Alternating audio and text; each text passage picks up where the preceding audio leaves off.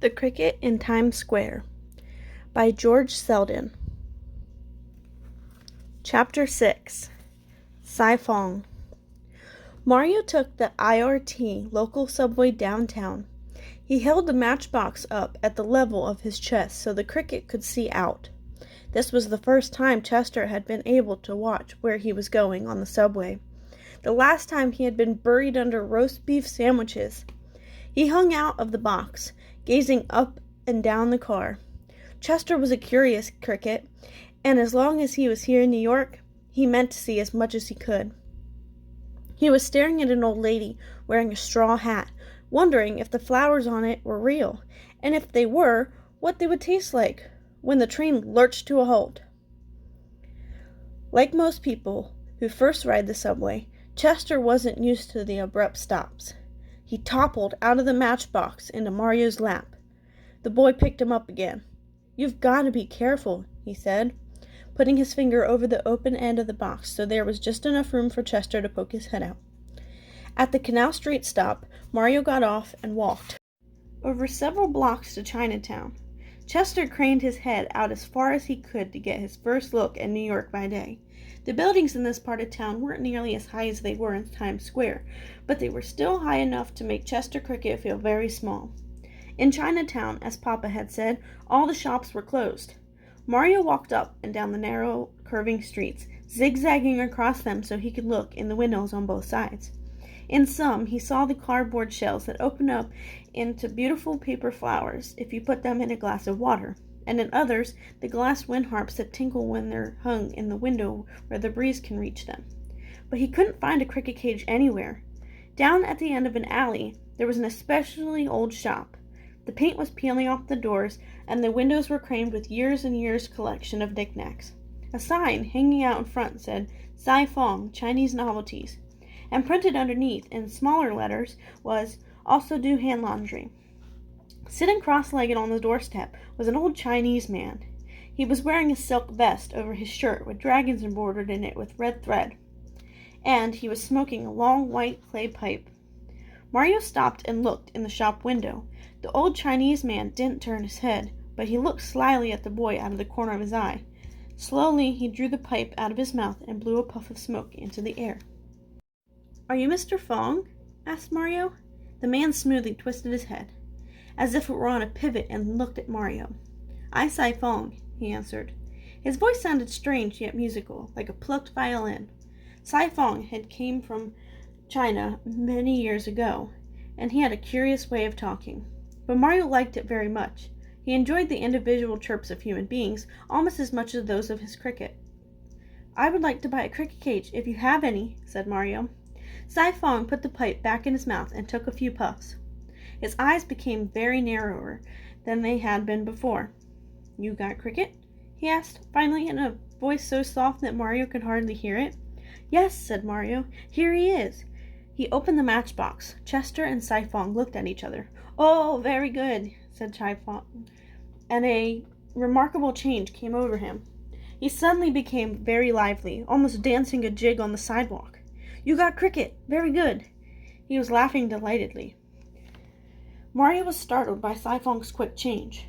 "I want to buy him a house," he said. "Come in shop, please," said Saiphong. He opened the door and they both went in. Mario had never seen such a cluttered room.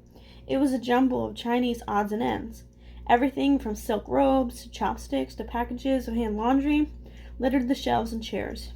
And there was a faint, sweet smell of incense in the air. Saiphong brushed a pile of Chinese newspapers to the floor. "You sit, please," he said, motioning Mario to the chair he had cleared. "I back soon," and he disappeared through a door at the back of the shop.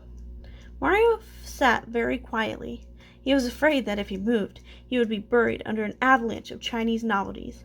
In a glass case right in front of him was a row of Chinese goddesses carved in ivory. They all had the strangest smile on their lips, as if they knew something nobody else did, and they seemed to be staring straight at Mario. He tried to look at them, but he couldn't keep it up and had to look away. In a few minutes, Saiphong came back into the room. He was carrying a cricket cage in the shape of a pagoda. There were several tiers to it, each one a little smaller than the one below, and it ended in a slender spiral. The lower parts of the cage were painted red and green, but the spire was gold. At one side was a gate with a tiny latch on it. Mario wanted to own the cage so much that he tingled all over, but it looked awfully expensive. Saifong held up the first finger on his right hand and solemnly said, "This very ancient cricket cage. Once Cricket, who belonged to Emperor of all China, lived in this cage. You know story of first Cricket?" "No, sir," said Mario. "Very good," said Saifong. "I tell." He set the cage down and took the clay pipe out of his pocket. When it was lit and a thread of smoke was curling up from the bowl, he used the pipe to emphasize what he said, drawing little designs like Chinese writing in the air. "Long ago, in beginning of time, were no crickets, but was very wise man who knew all things. This man had name Haisi Shua, and spoke only truth. All secrets were open to him. He knew thoughts of animals and men. He knew desire of flower and tree. He knew destiny of sun and stars. Entire world was single page for him to read.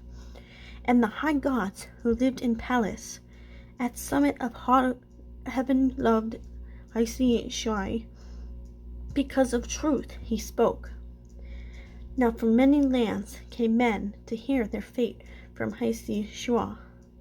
To one he say, "You very good man. Live long as cedar tree on mountainside." To other he say, "You wicked man, die soon, goodbye." But to all men, Haisi Shai speak only truth. Of course, wicked men most unhappy when hear what Haisi say. They think I wicked man, now everyone know how wicked I am. So altogether, wicked men decide to kill Haishai. Haishai know very well they won't kill him. He know everything, but he not care. Within his heart, like smell of sweetness within lotus blossom, Haishai had peace, and so he wait. But high gods no live in place as summit of heaven, would not let Haishai be killed. More precious to them than kings was this one man who spoke only truth. So when wicked men raised swords above Haishai, high gods changed him into cricket. And man, who spoke only truth and knew all things, now sings songs that no man understands and all men love. But high gods understand and smile, for to them, beautiful song of cricket is song of one who still speaks truth and knows of all things. Saifong stopped speaking and smoked his pipe silently. Mario sat still, too, looking at the cricket cage. He was thinking about the story and how much he wanted the cage. In his matchbox, Chester Cricket had listened carefully. He was very touched by the tale of Haishai. Of course, he couldn't tell if it was true, but he sort of believed it, because he personally had always thought that there was more to his song than just chirping.